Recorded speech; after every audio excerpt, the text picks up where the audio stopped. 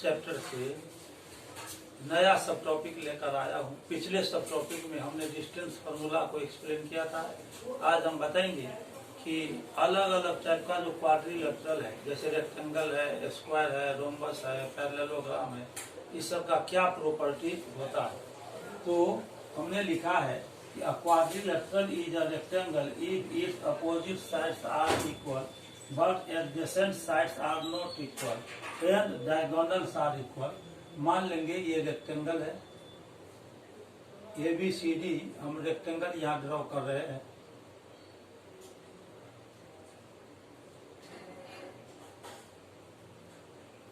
ये रेक्टेंगल है ABCD, ये हम डायगोनल ड्रॉ कर रहे हैं BD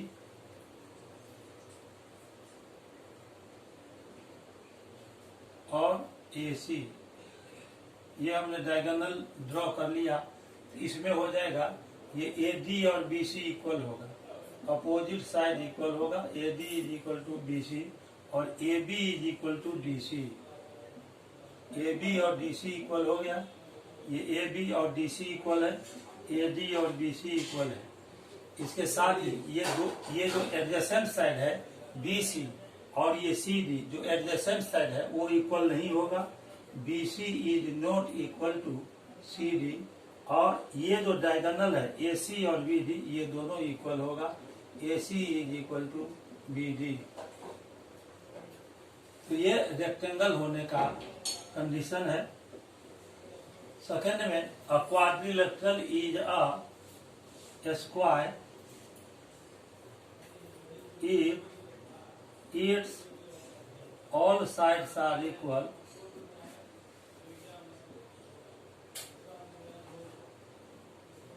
and both diagonals are also equal.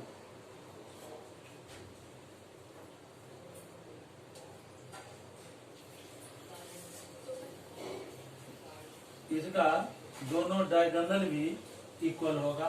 अब जैसे देखिए यहाँ पर हम स्क्वायर बना रहे हैं, ये स्क्वायर हम बना रहे हैं, इसका ऑल साइड्स इक्वल हो जाएगा। ये ABCD, ये सारा साइड इक्वल है और डायगोनल भी इक्वल होगा। तो दोनों डायगोनल हम ड्रॉ कर रहे हैं यहाँ पर। ये स्क्वायर हो गया। इसमें AB is equal to BC is equal to CD is equal to DA। All sides इसका इक्वल है और बोथ डायगोनल्स इक्वल होगा। AC और BD इक्वल होगा। AC is equal to BD। और इसके बाद यहाँ पर देखिए, अब हम थर्ड में चलेंगे। थर्ड में देखिए दिया हुआ है अ quadrilateral is a rhombus if its all sides are equal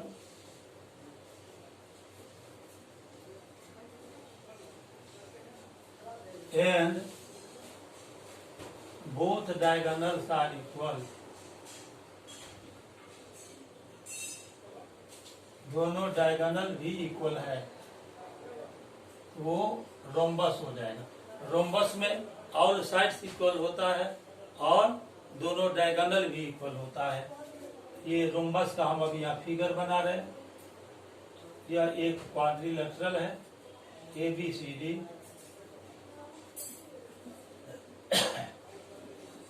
इसका ऑल साइड्स इक्वल है। अब and both diagonals are not equal, diagonal equal नहीं होता है। एक बार और ध्यान से सुनिए, ऐसा क्वाड्रिलेटरल जिसका ऑल साइड्स इक्वल हो लेकिन बोथ डायगोनल्स इक्वल नहीं हो, वह रोम्बस होता है। ये रोम्बस हो गया। इसमें AB is equal to BC is equal to CD is equal to DA। ये ऑल साइड्स इक्वल है लेकिन इसका डायगोनल इक्वल नहीं होगा। BC और AD इक्वल नहीं होगा। BC BD और AC इक्वल नहीं है। AC is not equal to BD। अब फोर्थ में है a quadrilateral is a parallelogram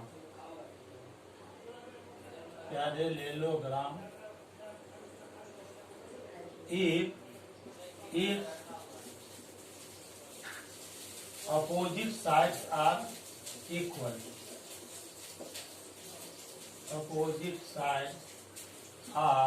equal, यहाँ पर हम पैरेललोग्राम का फिगर बना रहे हैं।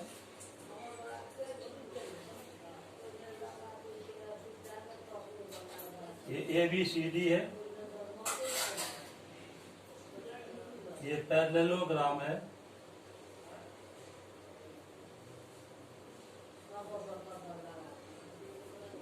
यहाँ पर देखिए ये ABCD के इक्वल होगा और BC AD के इक्वल होगा।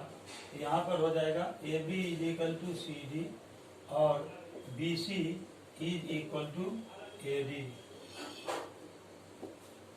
यहाँ पर हम सिंपल प्रॉपर्टीज बता रहे हैं। यदि आपको कोई क्वाड्रिलेटरल है उसको पैरेललोग्राम प्रूव करना हो, रेक्टेंगल प्रूव करना हो या फिर स्क्वायर प्रूव करना हो या रोम्बस प्रूव करना हो तो इस प्रॉपर्टीज का हम यूज करते हैं। अब इसके बाद जैसा कि आप जानते हैं कि किसी ट्रायंगल का टू साइड्स इक्वल हो तो वह आइसोसेलेस ट्रायंगल होता है, तीनों साइड इक्वल हो तो इक्विलेटरल ट्रायंगल होता है, और यदि ट्रायंगल का कोई भी दो साइड इक्वल नहीं है तो वो स्केलिन ट्रायंगल है। ये आप जानते ही है, इसीलिए इसको हम अभी मेंशन नहीं कर रहे हैं। इसके बाद हम आपको बताएंगे सेक्शन फार्मूला के बारे में। सेक्शन फार्मूला क्या है इसके बारे में आपको अब जानना है। तो देखिए सेक्शन फार्मूला क्या है ये बताएंगे। अभी हम चैप्टर कोऑर्डिनेट ज्योमेट्री का बेसिक कॉन्सेप्ट बता रहे हैं। जो बेसिक कॉन्सेप्ट हो जाएगा उसके बाद में क्वेश्चन गैलरी के अंतर्गत आपको जो सिलेक्टिव क्वेश्चन है उसको हम सॉल्व करेंगे। अभी फिलहाल बेसिक कॉन्सेप्ट चल रहा है और इस बेसिक कॉन्सेप्ट को आप ध्यान से देखिए।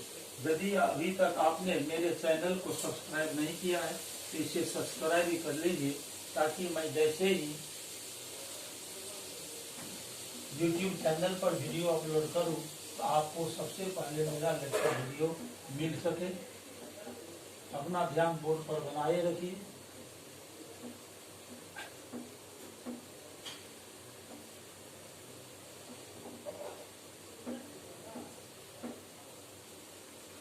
अब सेक्शन फार्मूला हम यहाँ फाइंड करेंगे।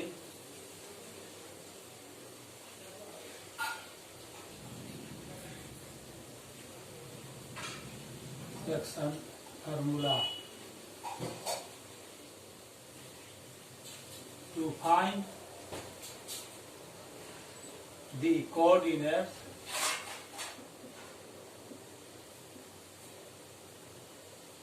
of the point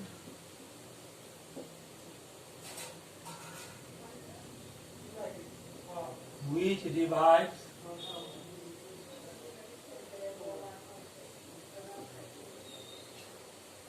the line segment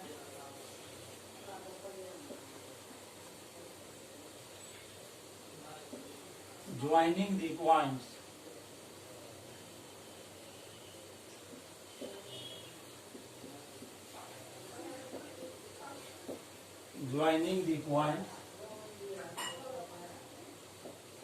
x1 y1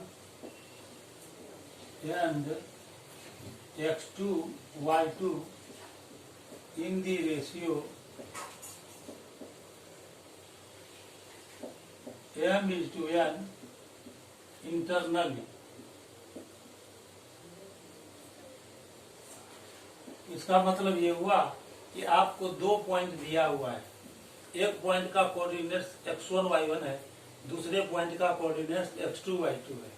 तो ये जो 2 पॉइंट दिया हुआ है जिसका कि coordinate x1 y1 x2 y2 है, उसको मिलाने वाला जो लाइन सेगमेंट है, उस लाइन सेगमेंट को m और n के रेशियो में डिवाइड करने वाले पॉइंट का कोऑर्डिनेट्स आपको फाइंड करना है। तो देखिए अब हम क्या करते हैं, एक्स ओ वाई प्लेन लेते हैं। ये एक्स ओ वाई प्लेन हमने लिया। यहाँ पर 2 पॉइंट है। ये पॉइंट है ए x1 y1,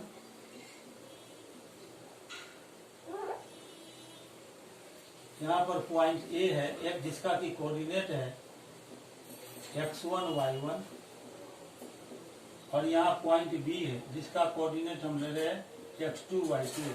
इसको मिलाने वाला लाइन सेगमेंट ए बी हो गया। इस दोनों पॉइंट को मिलाने वाला लाइन सेगमेंट ए बी है। इस पर एक पॉइंट पी है, ये पॉइंट हम पी मान लेते हैं। इसका कोऑर्डिनेट एक्स वाई मानते हैं, है ना। इसका कोऑर्डिनेट एक्स वाई मानेंगे। ये point P A B line segment को एम और एन के रेशियो में इंटरनली डिवाइड करता है। सबसे पहले लिखेंगे let A x1 y1 and B with coordinate x2 y2 are 2 points. ये 2 पॉइंट है in the plane X O Y plane में। ये 2 पॉइंट है। A point P lies on AB such that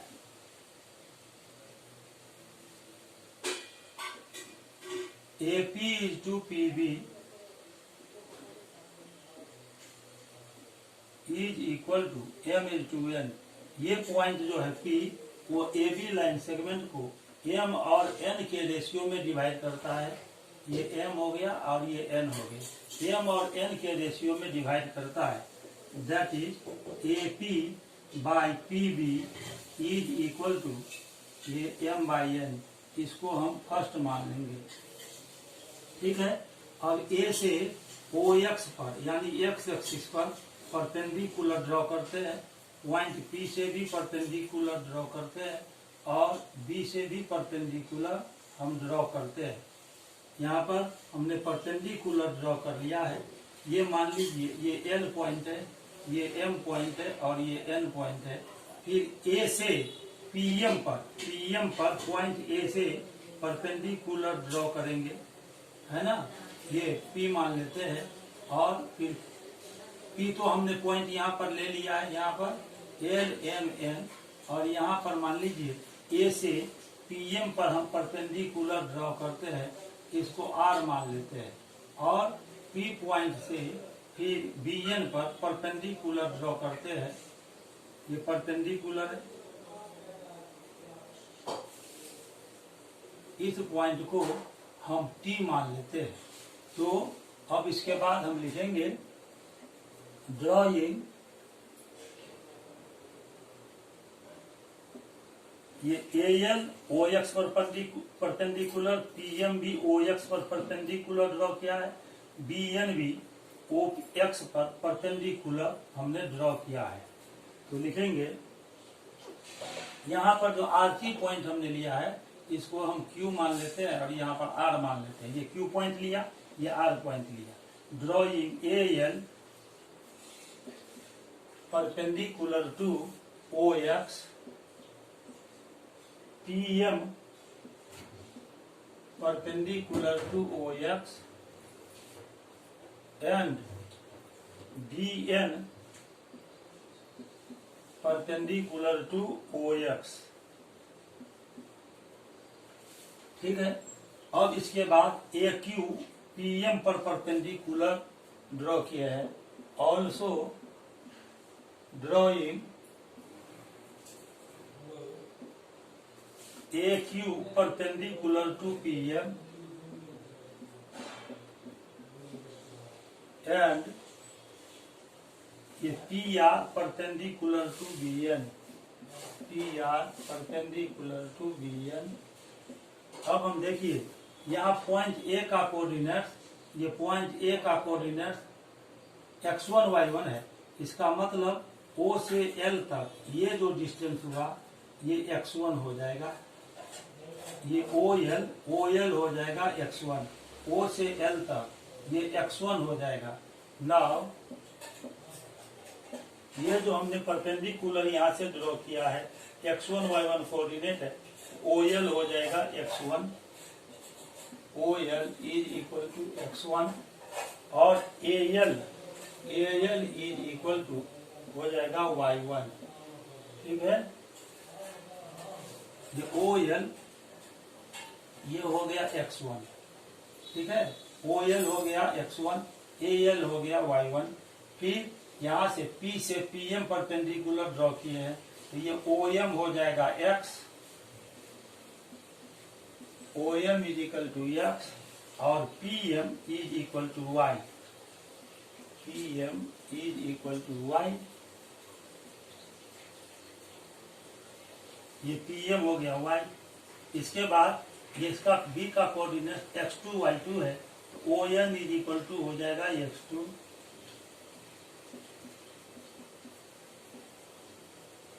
और ये BN हो जाएगा y2, BN is equal to y2। तो यहाँ से देखिए ये OL हमने यहाँ पर x1 निकाल लिया है, ये हो गया x1, OL is equal to हो गया x1, ये हो गया x1 और AL हो गया y1। अब ये जो QM है, ये QM AL के इक्वल हो जाएगा, QM ये जो QM है ये QM AL के इक्वल हो जाएगा, QM is equal to AL is equal to x1। ये QM AL के इक्वल हो जाएगा, ये हो जाएगा y1।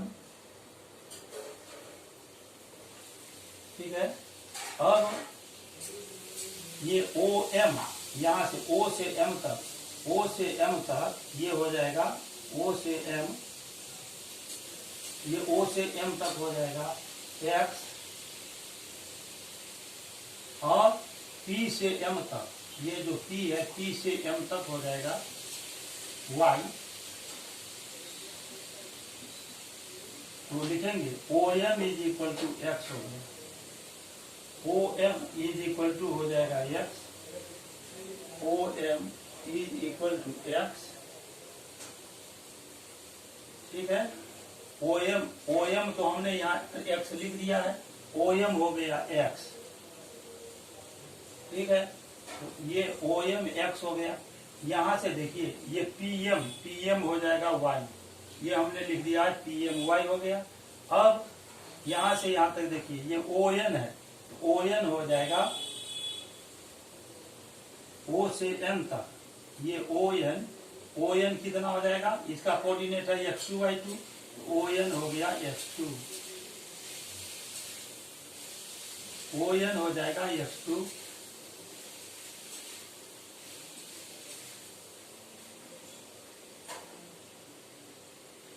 और B से N तक, ये B से N तक हो जाएगा, यहाँ से ये पूरा B से N तक हो जाएगा y2।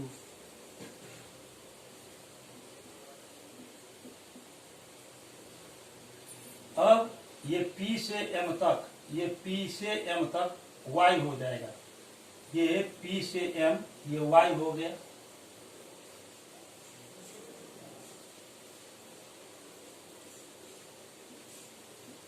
ये PMY हो गया। अब देखिए ये RN हो जाएगा PM के equal, RN is equal to PM। RN ये जो RN है ये PM के इक्वल हो जाएगा, तो RN is equal to PM, RN is equal to PM मतलब Y, RN is equal to PM is equal to Y। यहाँ से यहाँ तक ये Y हो गया। अब हमको फाइंड करना है बी से आर तक। तो बी से आर तक हम फाइंड करेंगे। तो ये बी से आर, ये जो बी से आर तक है ये हो जाएगा यहाँ से यहाँ तक। बी से आर तक हम निकालेंगे, बी से आर तक का डिस्टेंस। तो इस पूरे बी एन में से आर एन को माइनस करेंगे और ये एम एन निकालना है और एल एम निकालना है। तो सबसे पहले हम एल एम निकाल लेंगे। ये एल एम निकालना है तो एल एम फाइंड करने के लिए ओ एम में से ओ एल माइनस करेंगे। L M is equal to हो जाएगा O M minus O L. O M minus O L. O M कितना है यहाँ से यहाँ तक? ये ओ एम हमने एक्स लिया है, ओ एम को हमने एक्स लिया है, ये हो गया एक्स और ओ एल हो गया एक्स वन। यहाँ से यहाँ तक हो जाएगा एक्स माइनस एक्स वन, ये हो जाएगा एक्स माइनस एक्स वन। तो L M is equal to हम लिखेंगे O M minus O L, मतलब X minus x one, X minus x one. और ये एल एम जितना होगा उतना ए क्यू होगा।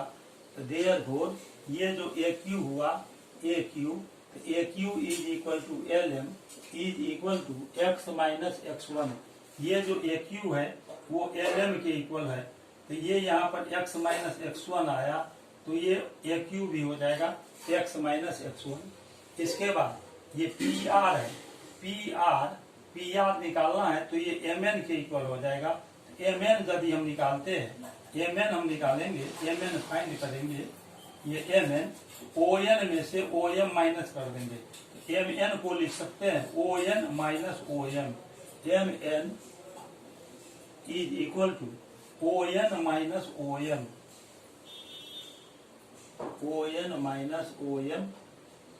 अब यहां से देखिए ओ एन है x2, इसमें से ओ एम कितना है? ओ एम है यहाँ से x, तो इसको हम लिख सकते हैं x2 minus x, x2 minus x. अब इसी प्रकार से हमको ये PQ निकालना है। तो PQ निकालेंगे, तो PQ निकालने के लिए हम क्या करेंगे? ये PQ निकालना है तो PQ निकालने के लिए हम PM में से QM को माइनस करेंगे। PM minus QM। अब देखिए यहां से यहां तक ये PM कितना है?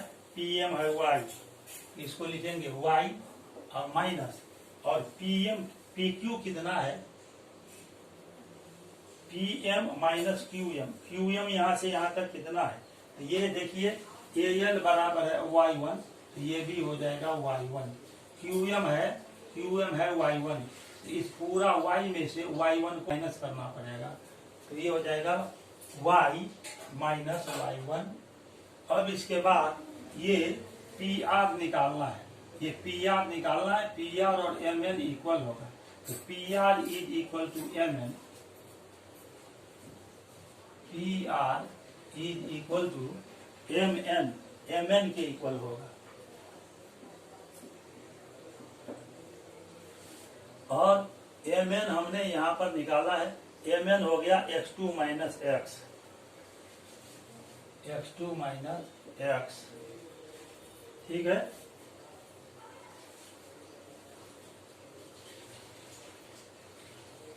तो इस तरह से हमने ये सारा चीज अभी फाइंड कर लिया है। अब आपको बी आर निकालना है। ये बी आर निकालने के लिए बी एन में से आर एन माइनस करेंगे। तो B R is equal to B N minus R N. B R is equal to B N minus B R. B R is equal to निकालना है तो B N minus R N. और B N कितना है? B से N तक कितना है? ये देखिए y2 है, ये y2, और माइनस इसमें से आर एन माइनस कर देंगे y, y2 माइनस y।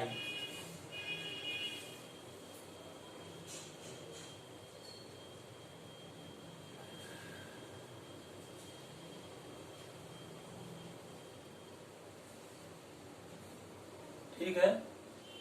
तो तो पी आर भी हमने निकाल लिया है और एम एन निकाले हैं, एम एन और पी आर इक्वल है। और यहां से यहां तक जो हुआ बी आर, ये हो जाएगा y2 माइनस वाई। ये हमने यहां पर फाइंड कर लिया है। अब देखिए ये जो ट्रायंगल है ए क्यू पी और पी आर बी, इस दोनों ट्रायंगल को लेना है। अब यहाँ पर आप देखिए ये दो ट्रायंगल जो है, इस दो ट्रायंगल का हम फिगर बना रहे हैं ए क्यू पी। इसी फिगर में से हम फिगर को बाहर कर रहे हैं, ए बी है और यहाँ से पी क्यू और ए क्यू आया।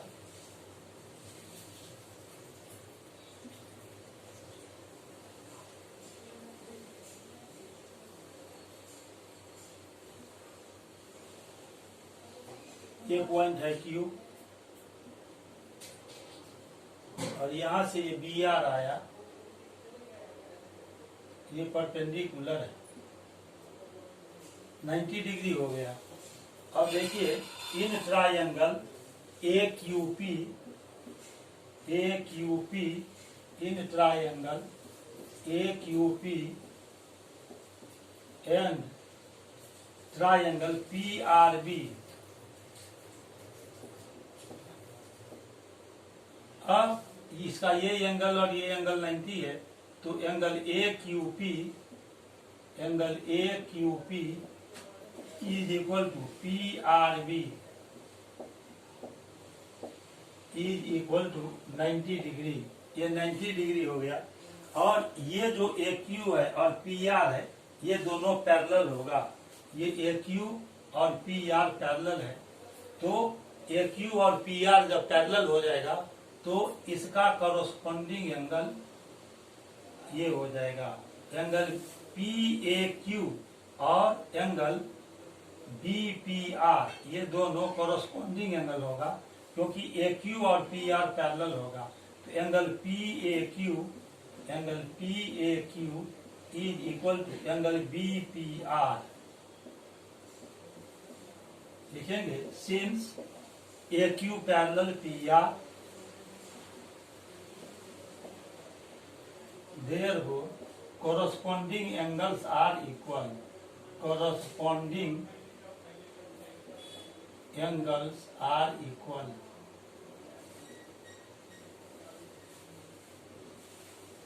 ठीक है। अब इसके बाद देखिए ये एंगल और ये एंगल इक्वल हो गया। आप जानते हैं कि दो ट्रायंगल का यदि दो एंगल इक्वल हो जाए तो रिमेनिंग जो थर्ड एंगल बचेगा दोनों ट्रायंगल का, वह ऑटोमेटिकली इक्वल हो जाएगा, क्योंकि किसी भी ट्रायंगल में तीनों एंगल का सम होता है 180 डिग्री। तो दो ट्रायंगल का दो एंगल इक्वल है, तो तीसरा जो बाकी बच गया एंगल वो खुद इक्वल हो जाएगा। तो इसीलिए लिखेंगे एंगल ए पी क्यू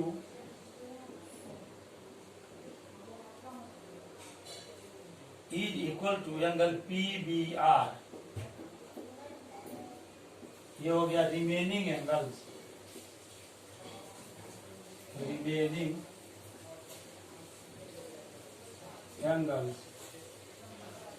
ये रिमेनिंग एंगल्स हो गया, इसीलिए इक्वल हो गया। तो दोनों ट्रायंगल का ये तीनों एंगल इक्वल हो गया, इसीलिए ये ट्रायंगल ए पी क्यू और पी बी आर सिमिलर हो जाएगा।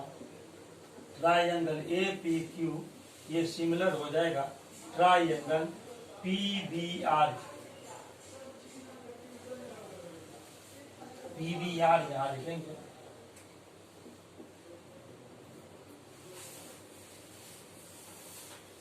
ट्रायंगल पी बी आर, ये दोनों ट्रायंगल सिमिलर हो गया। सिमिलर इसीलिए हो गया क्योंकि ए सिमिलरिटी से एंगल सिमिलरिटी से दोनों ट्रायंगल सिमिलर हो गया बाय ए यानी एंगल सिमिलरिटी।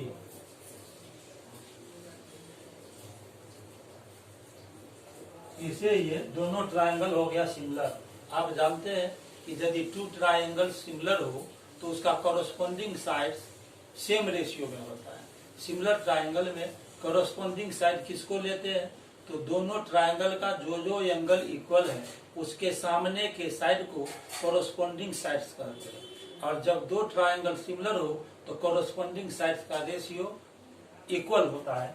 अब देखिए यहाँ पर ये एंगल और ये एंगल, ये दोनों एंगल इक्वल है, इसका अपोजिट साइड लेंगे तो ए क्यू हो जाएगा। तो ये हो जाएगा ए क्यू बाई, और इसके सामने का लेंगे साइड तो ये पी आर हो जाएगा। A Q by P R is equal to, अब देखिए यहाँ पर ई ए क्यू और बी पी आर ये दोनों एंगल है इक्वल, तो इसके सामने चलेंगे तो ये पी क्यू आ जाएगा, पी क्यू, और बाई इसके सामने एंगल चलेंगे तो बी आर आ गया। अब दोनों का एंगल क्यू और एंगल आर देख रहे हैं, ये 90 डिग्री है, इसके सामने चलेंगे तो ए पी हो जाएगा, और बाई इस आर एंगल के सामने दूसरे ट्रायंगल में चलेंगे तो पी बी हो गया, A P by P B. अब इसको लिख सकते हैं A Q by P R is equal to P Q by B R is equal to A P by P B. A P by P B का value यहाँ पर m by N है। यहाँ देखिए ए P by P B, A P by P B का वैल्यू दिया हुआ है m बाई एन, तो यहाँ A P by P B का वैल्यू m बाई एन रख देंगे। यहाँ ये सेकेंड हो गया, लिखेंगे यूजिंग 1। अब इसके बाद हमने ए क्यू पी आर, देखिए ए क्यू का वैल्यू यहाँ पर फाइंड कर लिया है ना, पी क्यू का वैल्यू यहाँ पर हमने फाइंड कर लिया है, पी आर का वैल्यू यहाँ पर हमने फाइंड किया है, बी आर का वैल्यू हमने यहाँ फाइंड कर लिया है। अब सेकेंड को यूज करेंगे। अब हम इसको यहाँ से हटा रहे हैं, फिगर अभी रहने दे रहे हैं, और बाकी जो अगला प्रोसेस है उसको हम फिर आगे लेकर चल रहे हैं। अब देखिए, अब यहाँ पर आया ये A Q by P R is equal to m by N. Now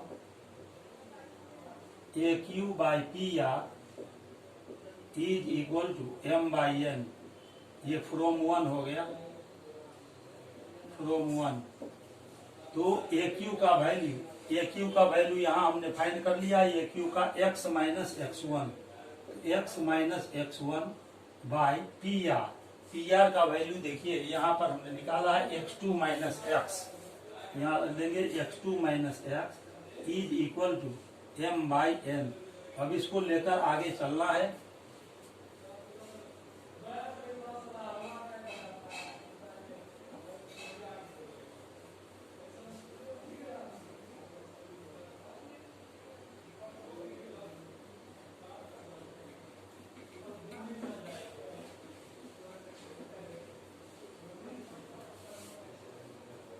अब क्रॉस मल्टीप्लाई कर लेंगे, क्रॉस मल्टीप्लाई करेंगे तो हो जाएगा n into x minus x one, n into x minus x one is equal to m से इसमें ऐसे मल्टीप्लाई होगा तो m into x2 minus x.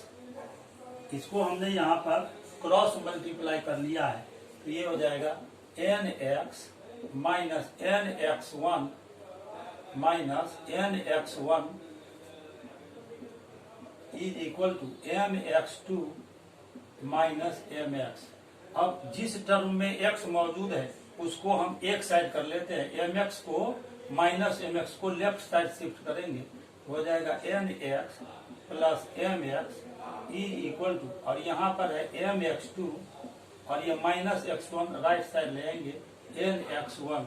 अब दोनों में से x हम कॉमन ले लेंगे तो यहाँ बचेगा n plus m is equal to m x2 plus n x1।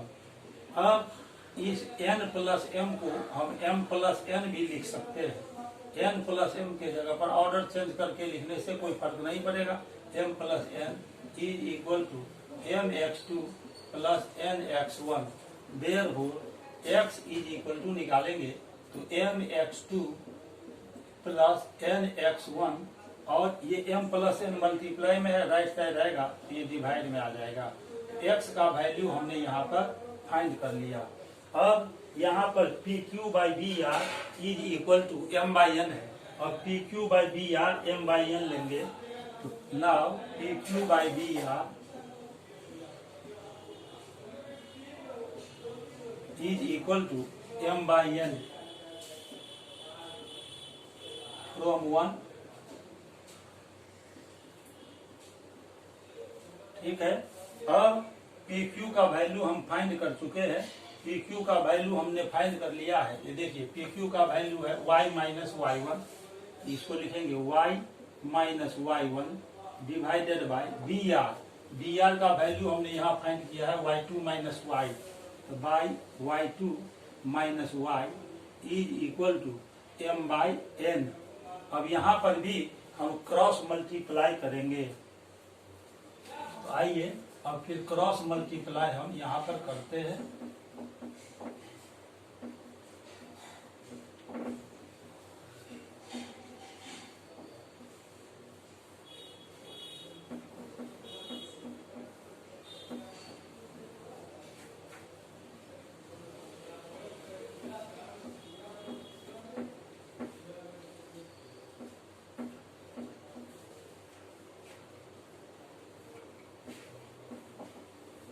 अब देखिए यहाँ पर क्रॉस मल्टीप्लाई करेंगे तो n से मल्टीप्लाई हो जाएगा y माइनस वाई वन में, n into Y minus Y one is equal to ये हो जाएगा m into Y two minus Y, n into Y two minus Y. अब इसको क्रॉस मल्टीप्लाई कर दिया है। अब n से y में इंटू होगा n Y minus n Y one is equal to m Y two minus M Y.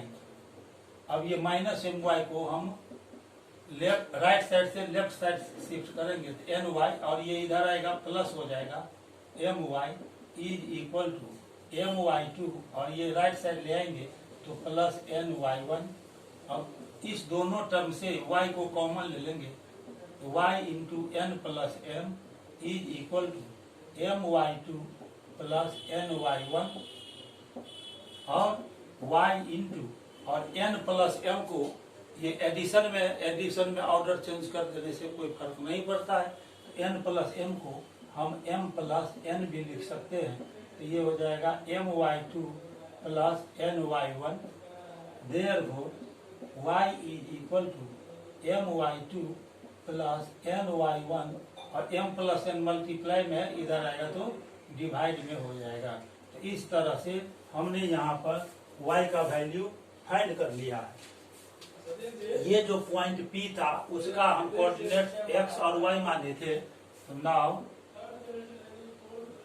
Point P का कोऑर्डिनेट हमने xy माना था, तो हम लिख सकते हैं P इज इक्वल टू, यहाँ पर देखिए ये xy माने हैं, x के जगह पर हम लिख सकते हैं mx2 plus nx1 by m plus n। x का वैल्यू हमने फाइंड कर लिया है, तो x के जगह पर हम लिख सकते हैं mx2 प्लस nx1 और बाई m प्लस n,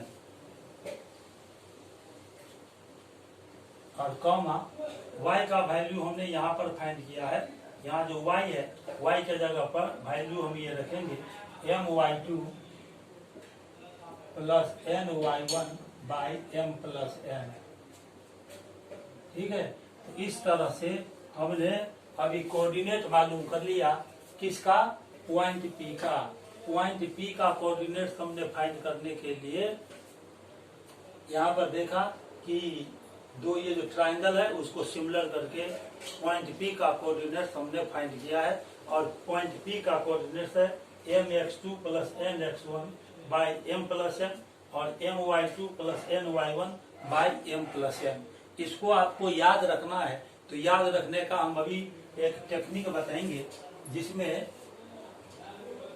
आप देखेंगे कि इस टेक्निक से आप सेक्शन फार्मूला को अच्छी तरह से याद रख सकते हैं।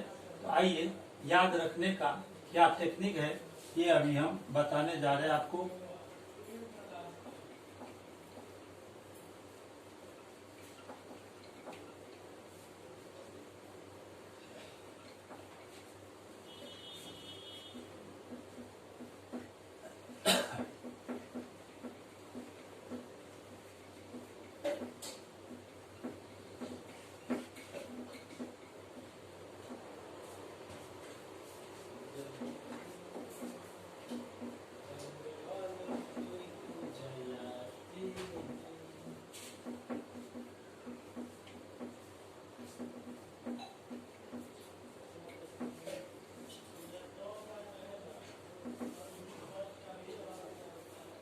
इसमें मान लीजिए ये कोई एक लाइन है, ये लाइन हम ए बी मान लेते हैं। यह एक लाइन है ए बी, इसका कोऑर्डिनेट है x1 y1 और इसका कोऑर्डिनेट है x2 y2 और इस पर एक पॉइंट है P, इसका कोऑर्डिनेट है xy। रेशियो दिया हुआ है m/n। यहाँ पर देखिए AP is to PB is equal to m/n। तो आप क्या करेंगे, पहले m से x1 में यहाँ मल्टीप्लाई करेंगे और n से x1 में मल्टीप्लाई होगा। n में यहाँ पर जो पॉइंट A दिया हुआ है उसका कोऑर्डिनेट्स है A x1 y1। तो m से x2 में मल्टीप्लाई होगा, n में x1 से मल्टीप्लाई होगा। तो पॉइंट P का कोऑर्डिनेट ये x है ना, तो x इज इक्वल टू हो जाएगा mx2 और प्लस nx1 और y में ये m और n को रखना है प्लस साइन के साथ, तो ये हो जाएगा m प्लस n। और y निकालना है तो फिर m के साथ y2 में मल्टीप्लाई करेंगे, my2 और प्लस n से फिर मल्टीप्लाई करना है, n से आपको मल्टीप्लाई करना है, किस में, n से मल्टीप्लाई करना है, ये देखिए y1 में, n से मल्टीप्लाई करना है y1 में, तो प्लस हो जाएगा ny1 by m plus n को y में रखना है। तो इस तरह से आपके पास आ जाएगा P इज इक्वल टू, यहाँ पर xy माने हैं तो P का कोऑर्डिनेट्स हो जाएगा mx2 plus nx1 by m plus n और कॉमा फिर my2 plus ny1 plus ny1 और divided by m plus n। इस तरह से आप इसको याद रख सकते हैं। जब हम m लेंगे तो ये m के साथ इधर x2 लेंगे, ये m के साथ आना है x2 में और n के साथ आना है x1 में। m के लिए राइट साइड और n के लिए लेफ्ट साइड हम आएंगे। फिर my2 लेंगे तो फिर यहाँ पर आ जाएगा ny1 और x कोऑर्डिनेट में भी डिवाइड में m प्लस n लेना है और y कोऑर्डिनेट निकालेंगे उसमें भी m प्लस n लेना है। अब इसके बाद देखिए mid point formula. Mid point formula क्या है? अब mid point formula,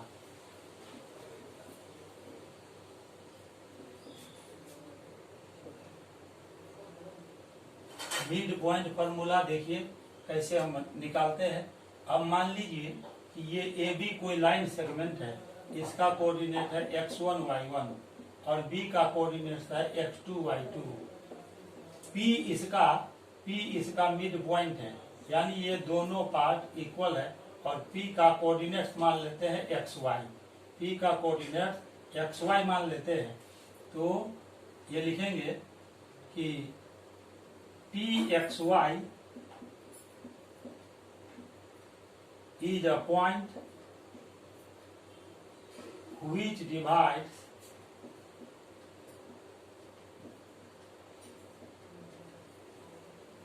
the line segment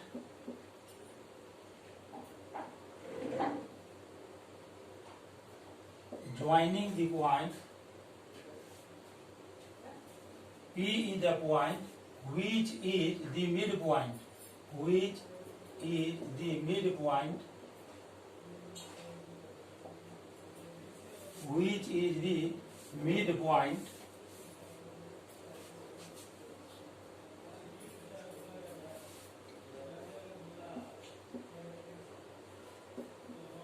of the line segment joining the points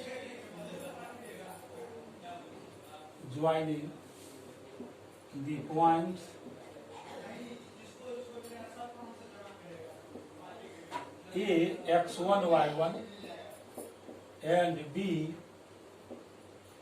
x2 y2। ये हो गया। अब यहाँ पर देखिए AP is equal to PB हो जाएगा, AP is equal to PB। इसका मतलब हुआ कि AP बाय PB ये हो जाएगा 1।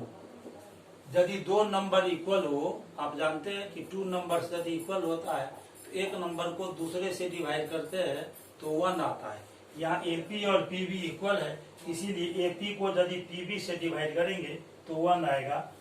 इस 1 को हम ऐसे भी लिख सकते हैं, that is AP by PB is equal to 1 को लिख सकते हैं 1 बाय 1। इसका मतलब हुआ कि AP is to PB is equal to 1:1। ये जो AP और PB का हम रेशियो निकाले हैं ये 1:1 आ गया। तो ये जो 1 है ये हो जाएगा M, और यहाँ पर ये जो दूसरा जो कंपोनेंट है या टर्म है रेशियो का वो हो जाएगा N। तो है M इज इक्वल टू हो गया 1 और N इज इक्वल टू भी 1 हो जाएगा। M इज इक्वल टू 1 और इस साइड जो PB रेशियो है ये भी N इज इक्वल टू 1 हो जाएगा। अब X का वैल्यू हमको निकालना है, तो आइए X का वैल्यू हम निकालेंगे। तो उसके लिए हम फॉर्मूला आपको अभी अभी बता चुके हैं कि जो सेक्शन पॉइंट होता है उसके लिए जो हम फॉर्मूला यूज करते हैं कोऑर्डिनेट्स फाइंड करने के लिए, वही फॉर्मूला हम यहाँ पर अभी लिखने वाले हैं। तो अब ये जो पार्ट है इसके बाद आप इधर की ओर आएंगे तो x इज इक्वल टू हो जाएगा mx2 plus nx1 by m plus n। यहाँ पर देखिए m इज इक्वल टू 1 है और n इज इक्वल टू 1 है, तो m के जगह पर 1 लिखेंगे तो 1 इंटू x2 प्लस n भी 1 है तो n के जगह पर 1 रख दिया इंटू x1 बाई m और n दोनों का वैल्यू 1 है तो 1 प्लस 1 ये आ जाएगा x2 प्लस x1 बाई 2। इसी तरह से y हम निकालेंगे तो हो जाएगा my2 plus ny1 by m plus n।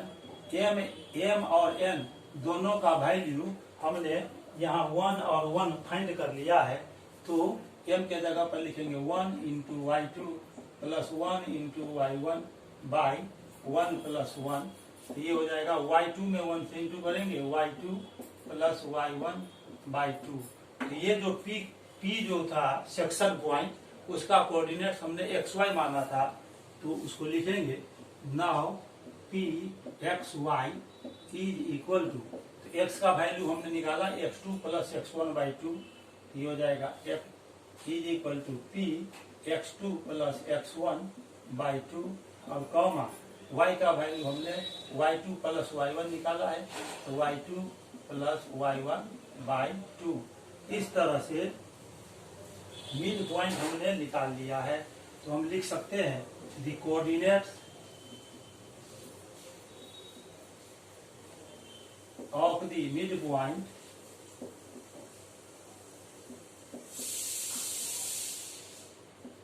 joining the of the line segment, midpoint of the line segment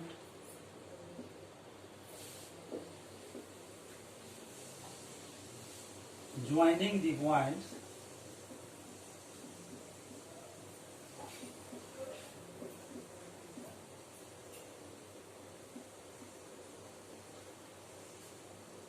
x1, y1 and x2, y2 are x2 plus x1 by 2 और comma y2 plus y1 by 2। इस तरह हमने अभी mid point formula आपको बताया। आज के lecture में बस इतना ही। मैं फिर अपने अगले लेक्चर में आपसे मिलूंगा। मुझे उम्मीद है कि आपको मेरा लेक्चर वीडियो पसंद आया होगा। आप इसे लाइक कीजिए, मेरे चैनल को सब्सक्राइब कीजिए और बेल आइकॉन पर क्लिक करके इसे ऑल पर सेट कर दीजिए, ताकि जैसे ही मैं YouTube चैनल पर वीडियो अपलोड करूं आपको मेरा लेक्चर वीडियो सबसे पहले मिल सके। तब तक के लिए बहुत बहुत धन्यवाद। Thank you very much.